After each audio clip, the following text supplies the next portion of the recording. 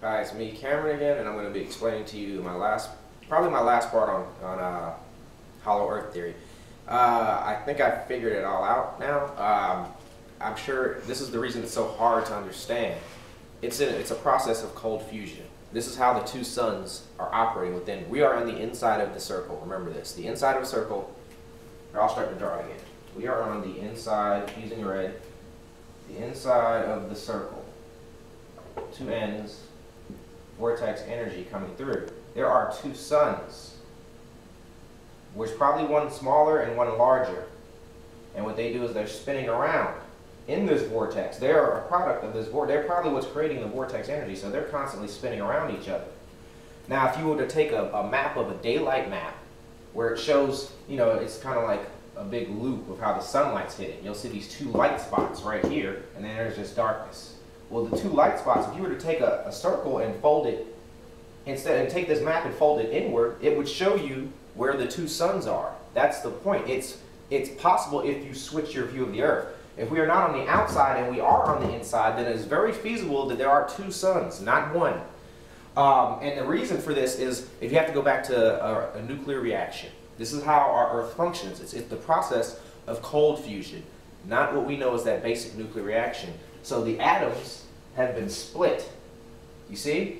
And these two suns, they're the result of the larger one and the smaller one. Now, I'm not a scientist, I'm not remembering every element. I don't know what these are made of. It's probably not the same stuff we use for a nuclear reaction.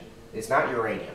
But they split, and now they're spiraling around each other with a vortex of energy coming through, back and forth through the Earth, counter-rotating fields. Two orbs, counter-rotating fields, generates lift. The Rodin's coil effect is the same effect as the coils, the cathodes, I think, in the cold fusion. The moon, or whatever the palladium count is inside the Earth, I think the moon is made of entirely of palladium, is part of the reaction as well. And that is the cathode that's used, and my dog just sneezed, that is the cathode that is used for the reaction. And if you ever look at cold fusion, you have to look up, there's a short 4-minute video on it that explains it almost perfectly.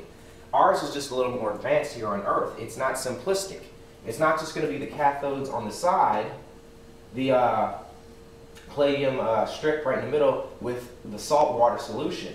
It's not just that simple, but it's based off that. Think about it. We have salt water on Earth for a reason. We have this Rodin's coil effect of Earth for a reason. It is the basis of cold fusion. That's why the government doesn't want anybody working on cold fusion. Why do you think they call people, oh, you're crazy if you think cold fusion is entirely possible? Our Earth is a result of cold fusion.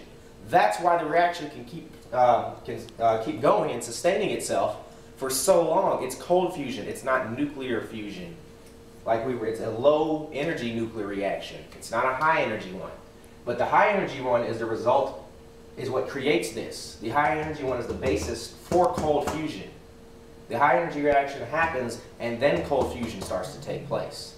That's how it happens. That's my last little bit on the Earth. We are on the inside of the circle.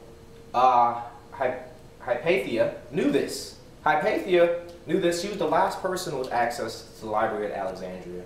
And she was the last one with a brain who had access to the library at Alexandria. And they killed her for it. She was the last piece once the library was destroyed. They killed her for a reason. It's because she knew this, and this is not supposed to be known. Thank you.